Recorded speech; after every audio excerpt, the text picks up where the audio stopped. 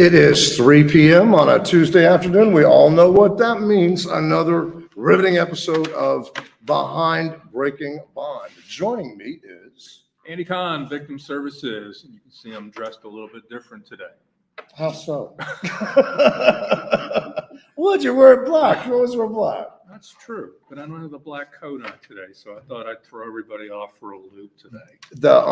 Sadly, we are up to 163 Harris County residents who basically lost their lives because of the revolving door at the criminal courthouse. Yep, it's 163 people that have been killed, albeit most of them now allegedly. Though actually, some of them have now been actually adjudicated that I went back and looked at. But all the defendants had one thing in common. They were out on more than one felony bond. They were out on a PR bond. They were on bond and they forfeited their bond, or they were on bond and there was a motion to revoke the bond and that was ignored. So if you were out on one bond and you were charged with murder, you didn't make the list. Right.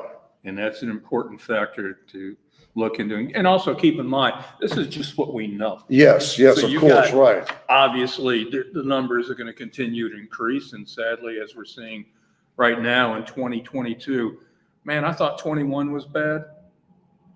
You know, I'm already saying I'm looking forward to 2029.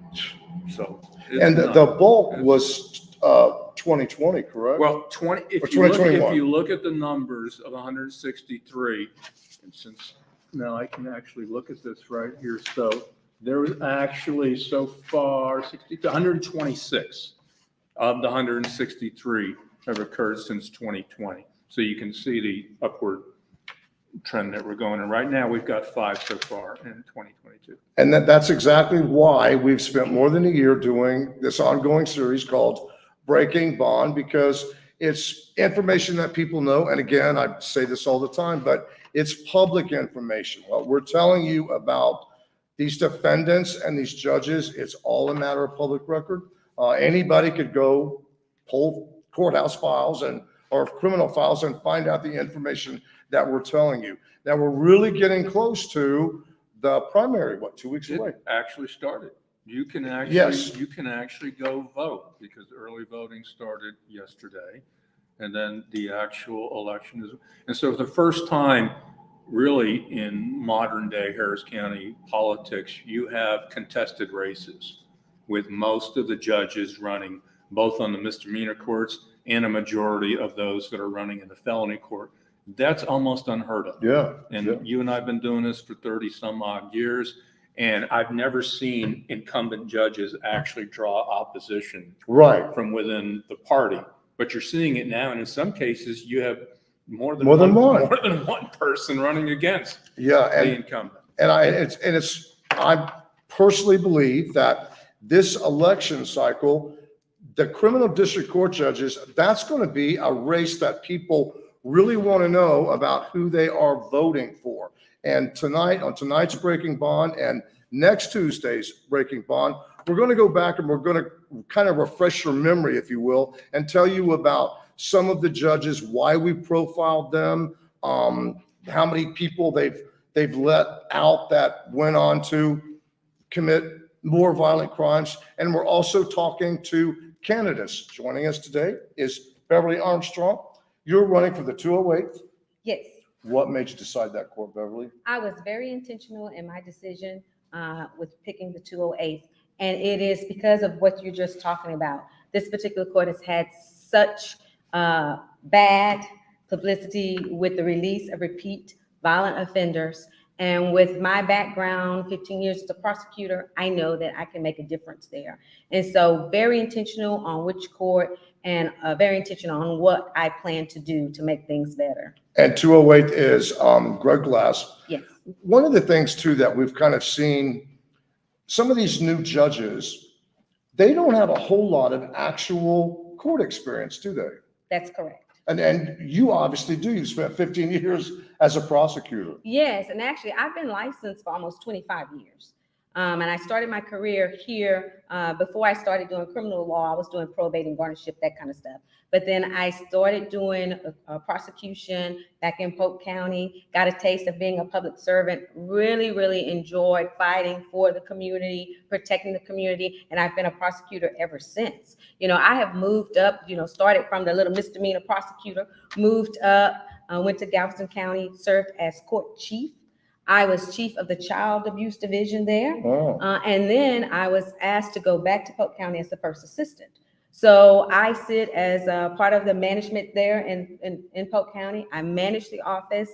I train prosecutors and help them with their trial skills. And on top of that, I carry a heavy caseload of first-degree to higher felonies, murders, aggravated assault, child sexual assault cases. These are all the types of cases that's before the judge in the 208. So I have all that experience. And in addition to that, I've prepared multiple appeals. I've argued successfully before the Ninth Court of Appeals. I mean, I have a lot of experience to bring to this court to make things better. Let me ask you a question here. Okay. Do you see what's going on in Harris County kind of maybe singular amongst, so you're practicing in Polk County. I mean, do you see, it's the same everywhere or is it different here? No, it's the same everywhere. Same problem. And that's kind of how this came about.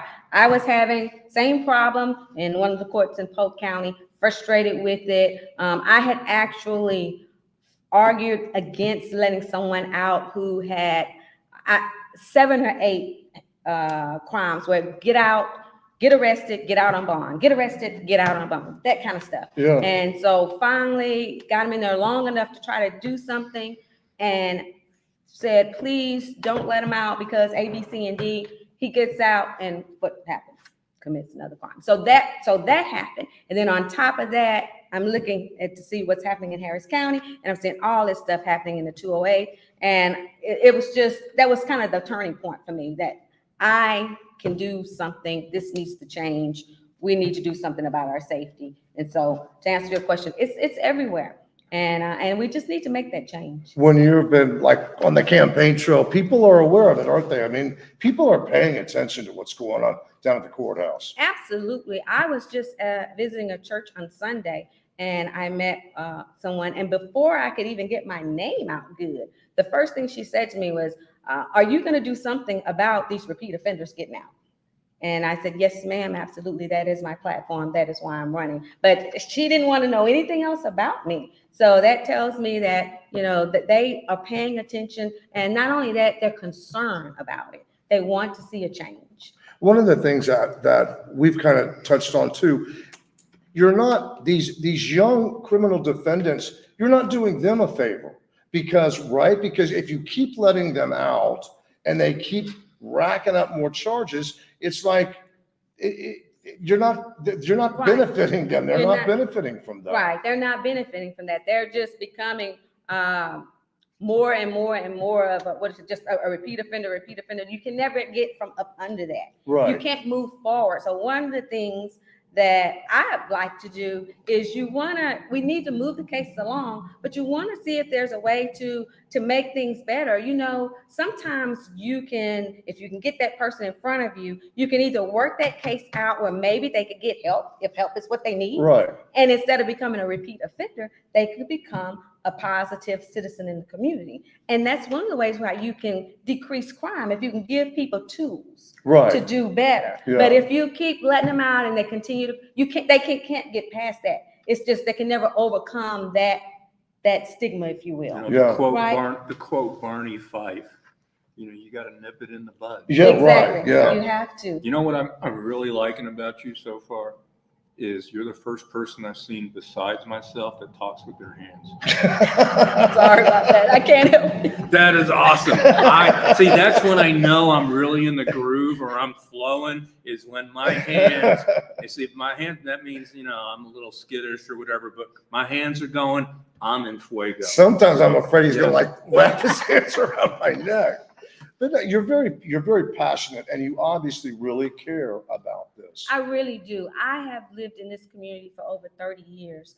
I raise kids here. I have 2 kids here, and when they go out, I worry about them. Yeah. Just like any other parent, any other mother, when you worry, and you shouldn't have to be worried about stuff like that. Right.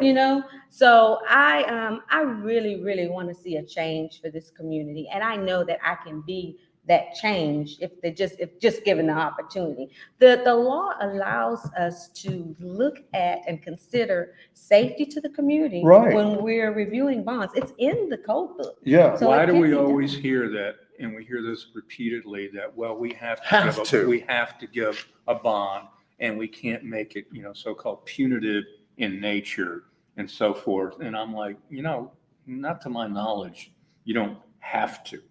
Right. No. But you don't want it to be punitive. And I agree with that 100%. Yeah. You don't want it to be punitive, but you want it to be reasonable if you're going to give one. Yeah. And the way to make it reasonable is to look at everything in front of you. So what type of case is this? Is this aggravated robbery case? Is this a drug case? And then if it's aggravated robbery, is this the first time this has happened? Right. The 5th time? The 10th time? All of that can be taken into account to what you're going to do, because there's options. Right. Yeah. So that's what I mean. That's just a balanced approach to how we're going to do things. I think the thing that blows my mind the most is you have judges that give bonds. You don't have to give a capital murder defendant bond, right? You can say no. Right. When just on the surface, why would you do that? Because you're talking about a defendant that's facing the possibility of the death sentence or life in prison. I mean, how many people are I'm going to come back and go to court, right? It just, in my mind, it doesn't make a lot of sense. I don't know. I can't answer the why. I think originally the thought was kind of going back to what you were saying, is that we don't want these bonds to be punitive. And I believe that in the past, there was some times and some where it was actually that. I know that. So I think that was what started this, is to make this fair and not make it punitive. But somewhere along the line, it's just gotten. No, and our issue has always been, and we firmly believe everyone is entitled to a bond when they're charged, with perhaps the exception of capital murder. Where we kind of draw the line is what we're seeing with the repetitive cases, where it's been repeat time and time again. And that's where we started scratching our head over what we're seeing. We have no issue with someone. You're entitled to that. But and we've never questioned misdemeanor bond reform. I mean, no one should sit in jail for months for a theft or for drugs or that is wrong. I mean, that should not happen. But when you talk about people that have rap sheets, where they're career criminals. You can't let career criminals out over and over. Over and over. Yeah, absolutely. So that's exactly what I'm saying. We're talking about, and my focus is on repeat violent offenders. That's the concern. And that's very different from, like you said, your misdemeanor stuff, things of that nature. This is something that's very direct. I'm looking just at that. Yeah. And we need to, and that's what we need to make the change. And when you think about it, I mean, as a society, the majority of people are law-abiding people. Absolutely. And if you've made it to like your late 20s, early 30s, more than likely you are never gonna get a criminal charge or end up in prison. So when you think about it, there's just like a small segment of society that's out committing violent crimes, right? So it's like, okay, we need to focus on them and not just let them repeatedly back out again, because it's almost like something bad's going to happen. Yeah, I mean, when you've seen it as many times as I have, you start to recognize a pattern. I can look at something and say, this is not going to go well. Based on my experience, based on the cases that I've handled, letting this person out it's not going to be a good thing for the community. So, you just have to take that and do what you need to do. And you have a job where it's kind of like us in a way. It's very document driven. Yes. I mean, all the decisions that you make are pretty much, you're looking at things in black and white over a period of time. It's not somebody telling you, or maybe somebody's guessing. I mean, it's pretty factual. Right. Yeah. You have what you need in front of you. Right. You know, one of the things that I've seen lately that's really disturbed me is when someone's bond gets revoked and then they get reinstated, and that's fine, but normally the bond goes higher. Mhm. And I've seen a couple cases that we've ended up profiling where they reduced the bond on someone who was already out on multiple felony bonds, and the bond was revoked, and we watched one go from 80 to 40 to 10, and then the other one from 40 to 5. And I just can't figure the logic. Right. Right. It doesn't make I sense. mean, how do you just, or how can you, how do you justify doing that Yeah. on that? Well, obviously, since I wasn't part of that, I don't Right. really know what was before. But like I said, you can take a lot of things in consideration. So if you see somebody with that repeat, ongoing, like you say, rap sheet that's long, I would take that in consideration, Right. and that's not going to bode well for getting out again. Does And that I make think, sense? yeah, and I think everybody knows that the days of putting down 10% are gone. I mean, Right. you know, bail bonding companies, they're hurting. They probably made the bulk of their money from misdemeanor, wouldn't you think? Good percentage, Yeah, well, all of that revenue is gone for them. Mhm. And, you know, I mean, they're a legal business, you know, that they make money. That's what it's all about. And if it's got to be very competitive now too, Oh, right? absolutely. Yeah. So it's like if you're a defendant and hey, just 6%, or you go over to this bonding company, I'll do it for 3%. I mean, look at these people that are posting $500,000 bonds. We see it all the time.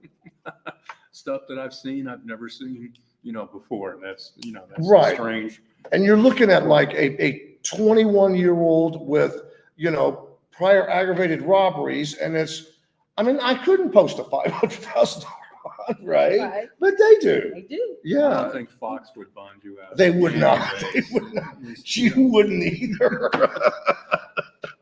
What would you, okay, so let's just hypothetical. You're now the judge of the 208s. What do you tell the victims in your court, and what do you tell defendants in your court?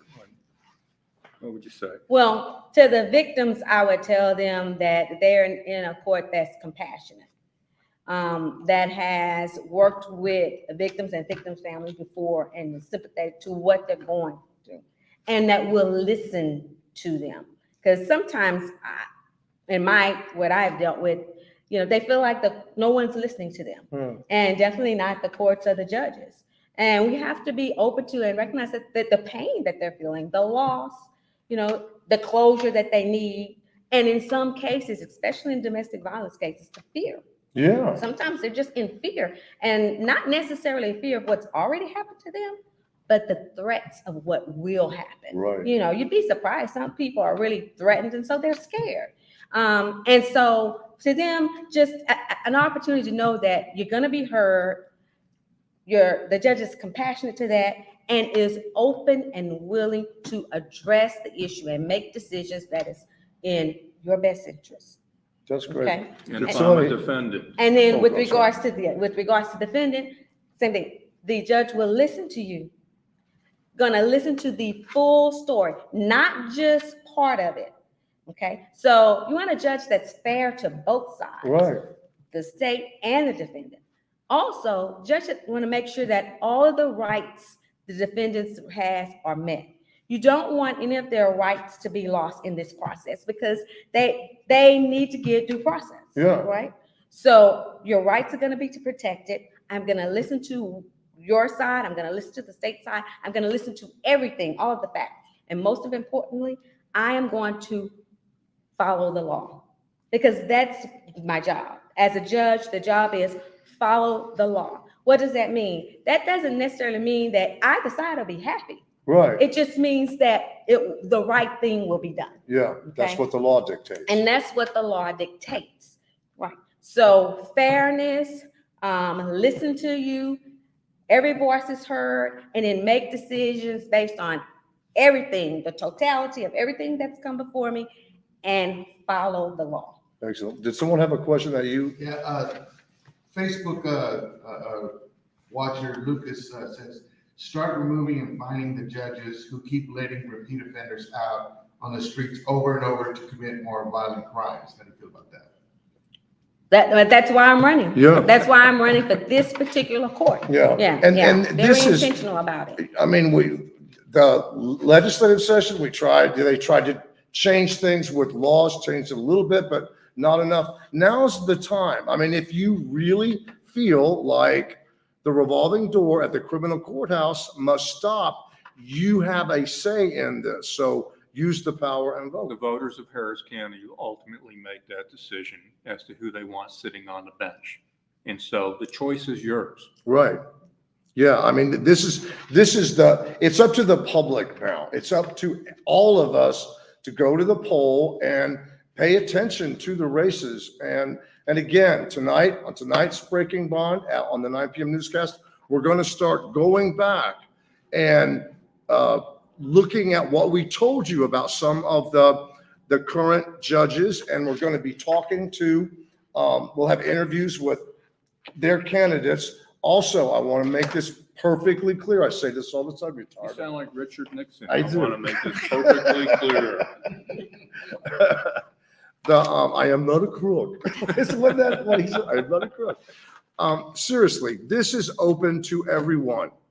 We want, if you're a current criminal district court judge, you can come on here on this live stream and sit here just like Beverly is, and you will have every opportunity to say whatever you want to say. That's what this is all about. It's to give current judges and those running against them sort of a platform to let the public know, hey, just like Beverly did, this is what I would do if I won. This is the problems that I see in the 208. So it's open to everybody. You know, people say they don't have enough information about judicial candidates, and this is one way we're giving you information. Right, Absolutely. right. This is one time where I think you're going to have more focus based on judicial races than you've ever had before, and for right reasons. Yep. Well, I guess we're going to call it a live stream. Beverly Armstrong, thank you so much for joining us. Thank you so much for the invitation. You're quite welcome. And be sure to watch Breaking Bond tonight at 9. 9 o'clock, be there. Bye. Okay.